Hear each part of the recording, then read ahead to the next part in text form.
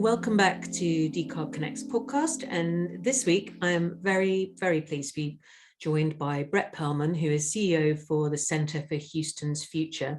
Brett, welcome to the podcast. Thanks, Alex. Thanks for having me. And interesting, kind of a very different kind of organization, actually, than we've had on the podcast before. So for those from further afield who don't know, the Center for Houston's Future is a non-profit, and I guess there's a number of things we're going to hear about how you're working to secure Houston's future. But most interesting is it's kind of recent market assessment that your team produced on the opportunities for Houston in areas around hydrogen, electrification, and things like that. So all of this points towards a conversation, I guess, about how do we move cities, not just industries, but cities and regions towards a lower carbon economy. So great to have you here, Brett. Thanks, Alex. Very happy to be here. And yes, the Center for Houston's Future is an organization that really focuses on thinking globally and acting locally. That's kind of our mantra. We're looking at these big global trends and their impact on the Houston region. So very pleased to talk a little bit about our work on decarbonization and on hydrogen in particular. Great. Well, let's kick off then with the question that I ask everybody on this podcast, which is that how have you arrived at this moment in time, personally? What's led you to this role and to the work that you're doing at the moment? Yeah, so my background is in both in public policy and management consulting. So I started my career as a lawyer, but quickly migrated into management consulting. I was at a consulting firm for about 6 years, and then I served on the Public Utility Commission of Texas, which is our electric and utility regulator in the late 90s. Early part of this now we're talking century. And when I was there, we went through the restructuring of the electric market in Texas, and that experience really was a formative one for me. I saw the opportunity through policy to really shape industries, and so fast forward almost 20 years later, we're doing similar work at the Center for Houston's Future. We're doing work to help shape a new industry. Really not a new industry, an industry that exists, but to try to make it a clean industry, a decarbonized industry. And so that's what we're doing with our work around industrial emissions at the center. Okay, great. That's a good kind of a good sort of piece of context, I think, for what we're going to talk about. And definitely interesting your comment on that experience of having seen like a big restructure of an energy market. Sometimes one of the challenges seems to be just how people even imagine what's possible. And you've seen what's possible. You've been through fairly sizable change yourself, and seen that how it works. So as I said, like your focus is on Houston, the surrounding area. So give us a feel for right now. What is the status quo in Houston? So we know it's this big energy capital. We know that the kind of industrial complex around it is very rooted in oil, gas, petrochem, and so forth.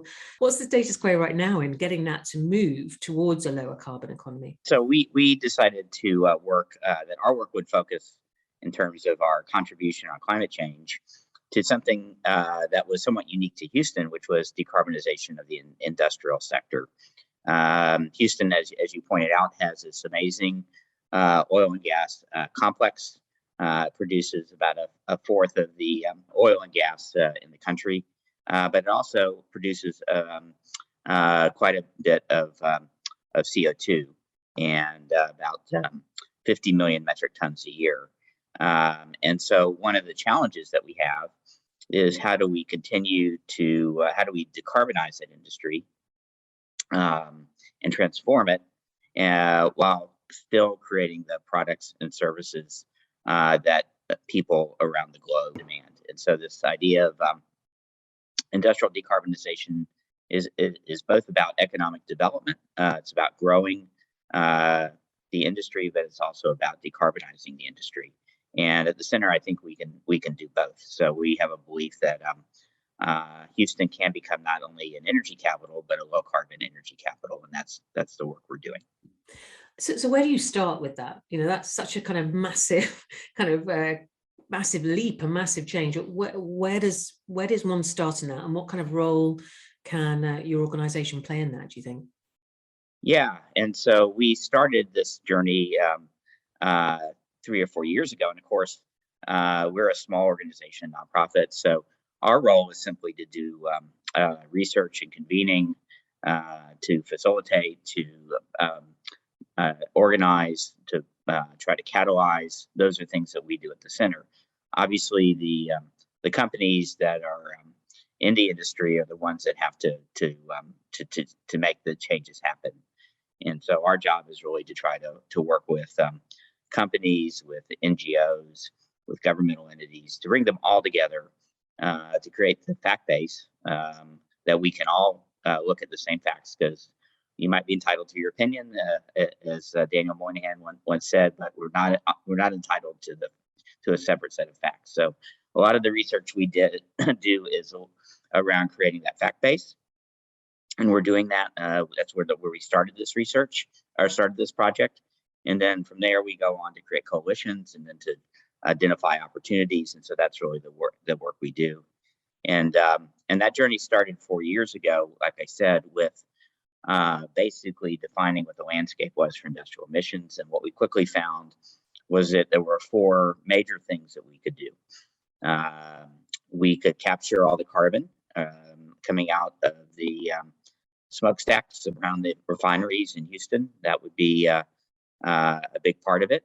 By doing that, we could also create a real interesting opportunity in hydrogen, because we use a lot of hydrogen in Houston. So we could create a decarbonized product, what some people call blue hydrogen, which that we could then use to replace other more polluting types of fuels, such as diesel. We looked at electrification, and from my prior work, I knew that Houston had, or the Texas, what we call the ERCOT power market, was the leader in wind and solar. And so we have that resource, and we have to think about how to grow that and then use that as a decarbonization tool. And then finally, in petrochemicals, the 4th area, we identified not only ways to recycle and create new product, but also to transform the manufacturing sector. And so our work is really about those 4 drivers: carbon capture, hydrogen, electrification, and petrochemicals, and how we decarbonize each of those. So I'm interested, in that kind of 4-year time span, what you've seen or heard change, in how these conversations and how these discussions and plans are received, because we see, in our own work at Decarb, that there has been a shift in sort of momentum, and certainly a shift in perhaps what different types of companies are now able to focus on. Even a year ago, they couldn't quite necessarily get their heads around. What's your sense of how how's the conversation and the reception of this information shifted in the last 4 years? I think we are seeing a major shift in particularly with the energy majors, and so some were already there, but some are moving in this direction now. But I think they're all united in this idea that we need to address climate change, that we have to decarbonize our planet, and that we have to do it with some urgency. So we are all working feverishly to try to make that happen. And so I think that is perhaps the big change that we saw. Now, obviously, there's lots of room for different ideas on how that might be done and the speed at which that transition might occur.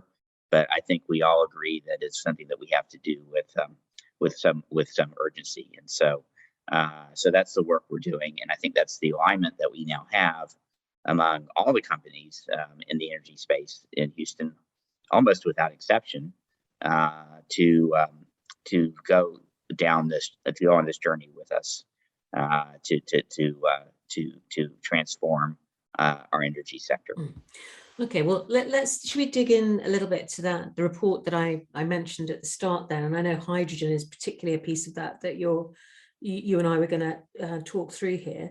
But tell me about those, what's been the outcome of that work? So one of the things that happened is we started to put together, as I mentioned, that we take our research and we try to move it towards action and activities and identify opportunities. And so we put together a coalition of companies, of governmental agencies, of nonprofits, all to work on this idea of hydrogen as a potential tool in the toolkit for decarbonization. And so we created a coalition. We now have, I just checked last night, we have over 500 individuals involved from companies, over 100 companies, a number of nonprofits, a number of governmental agencies, another number of academic institutions. And so we've really created a large coalition to think about, in particular, hydrogen, because Houston is a large producer of hydrogen, emits a lot of CO2.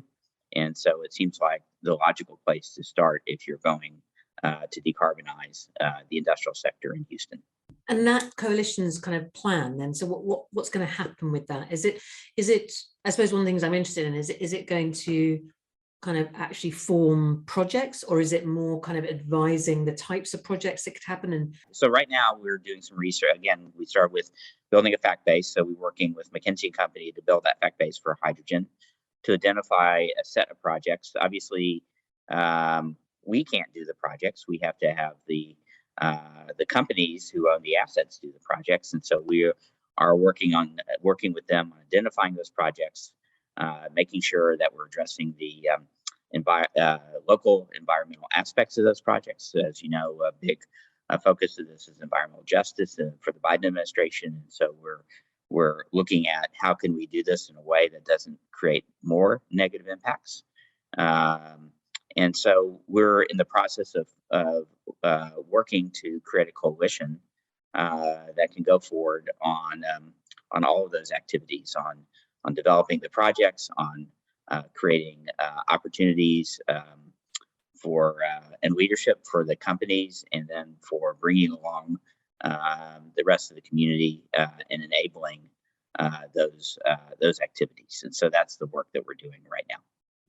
And as you look ahead, what's your sense? Is the kind of the primary challenge one of finance, like how you put the project together in that commercial structure, or do you think is it just more, the market for hydrogen in that hydrogen example? What's your sense of the bit that really needs solving in order to gain even more momentum? Yeah, that's a great question. Because if you had asked me that a month ago, I would have said, "Wow, this is a technology challenge." Because what we're trying to do is not only to decarbonize the existing forms of hydrogen production, which are primarily from oil and gas, natural gas, but we're also trying to create new forms of hydrogen production in the form of what people call green hydrogen, which is produced from splitting water into hydrogen and oxygen. And so if you'd asked me a month ago, I would have said the biggest challenge is getting down the cost curve for both of these technologies and making them cost effective. What I think our realization has been is that, and this plays into Houston's strengths, is that the real challenge is creating the demand for these products and services. And so all these products and services have what Bill Gates calls a green premium. And so today, if you want, you can do this. For example, either one, you can do electrolysis, you can do SMR. They're both more expensive and will be more expensive for at least for the foreseeable future than the way we produce hydrogen today, which is what people call gray hydrogen. So if we want to move from gray to blue to green, then we're going to have to pay for that, and someone's going to have to buy it. And so a lot of our job right now is trying to figure out who those buyers are, because we believe in markets. That's the experience that we had with the electric restructuring example I gave you before. If we can the government doesn't have enough money to put into decarbonization to make this happen. There's $63 billion, and that seems like a lot of money, and it is in the infrastructure bill with President Biden signed, but it's a drop in the bucket of what we're going to need in terms of private capital for creating, achieving this huge task.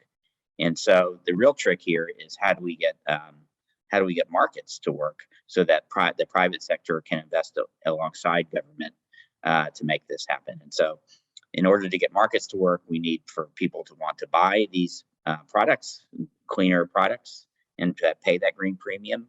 And so what I would say our biggest challenge is working on the demand side as opposed to the supply side. While we have all kinds of technical challenges on the supply side, our real, what we call adaptive challenge is changing the way that people think about and are willing to pay for some of these products. So that's the work we're doing right now, is dealing with that, what we call adaptive challenge of trying to get people to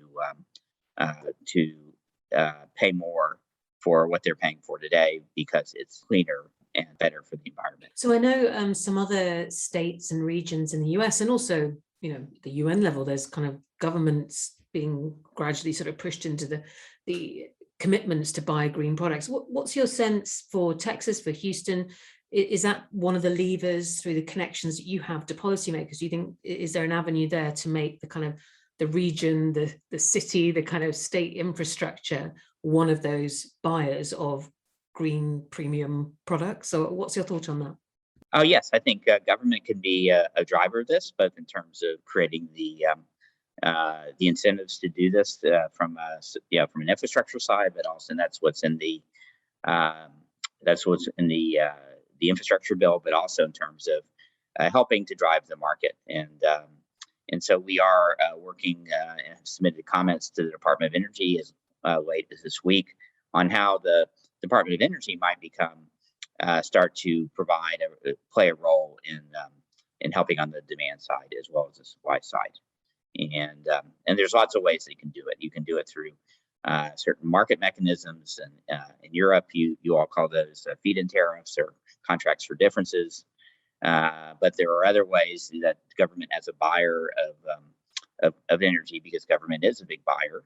The city of Houston, for example, is the largest buyer of electricity. People don't know that in Houston, and so government has a lot of power not only as a regulator, as as a policymaker, but also as a buyer. And so we're trying to get that third role, that role of government as a buyer, to help to be part of the discussion here.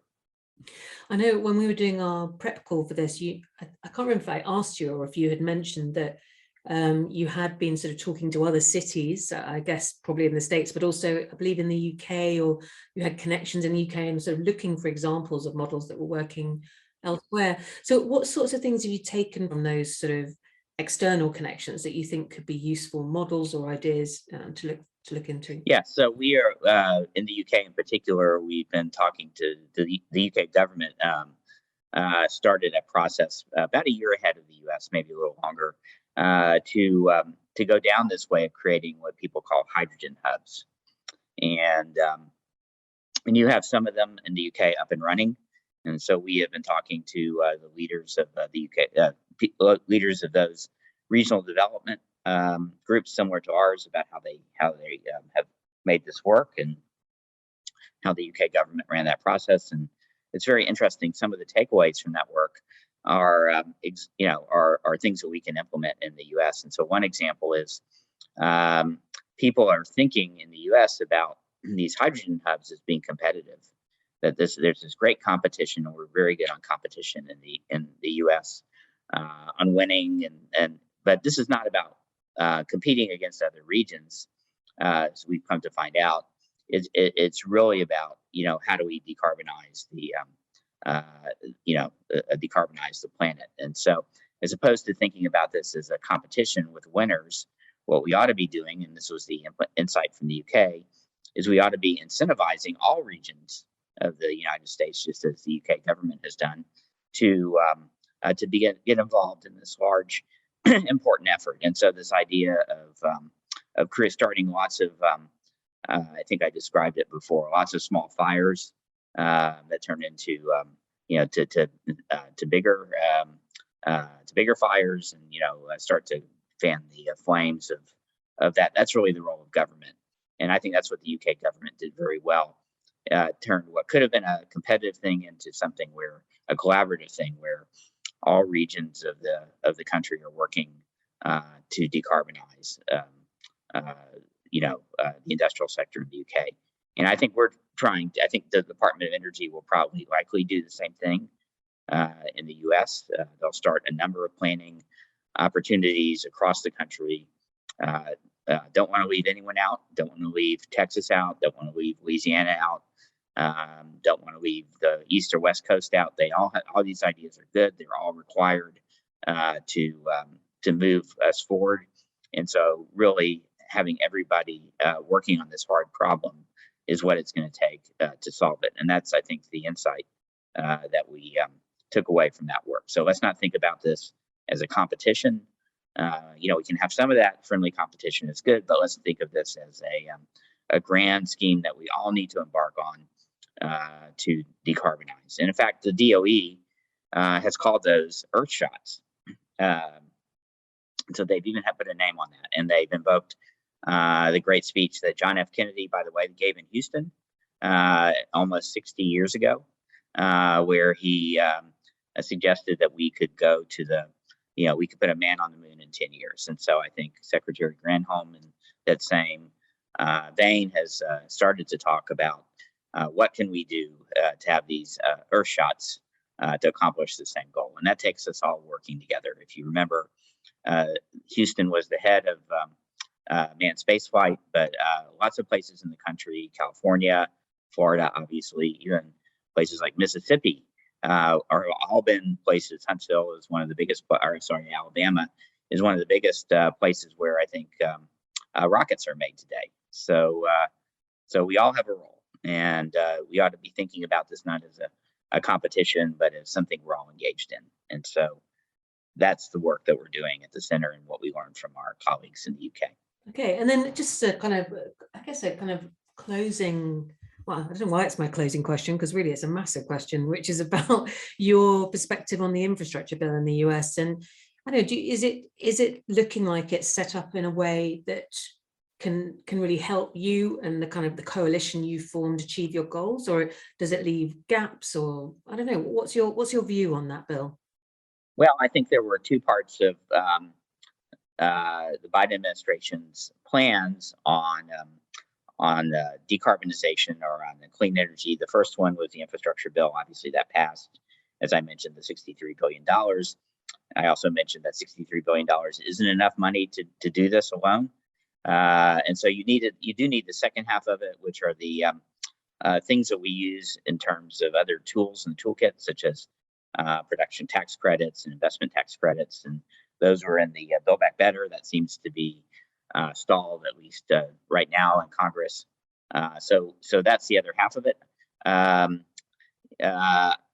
think we can make significant progress with the money in the infrastructure bill, because I mentioned that it's quite significant, the biggest investment the federal government has ever made in energy transformation. But I think the other piece of it, the Build Back Better, would simply accelerate this. So if we do believe that addressing climate change is an imperative, I think having that other tool would give us additional tools in the toolkit, things to work with as well. So I think we have a good foundation, and the question is just the rate of change that we want to engage on this journey. And coming back to a previous point you made, which we hear a lot about around the world, which is most of these industrial companies will move at a pace that matches market demand. Ultimately, they are not non-profits, they are commercial entities, and they will respond to that market pull. So it's sort of interesting to see how that will play out. Yes, no, I think markets, I said, have very powerful things. And if we can harness markets for decarbonization, then I think we can do this very quickly and meet those challenges of reducing half our emissions by 2030 and becoming net zero by 2050.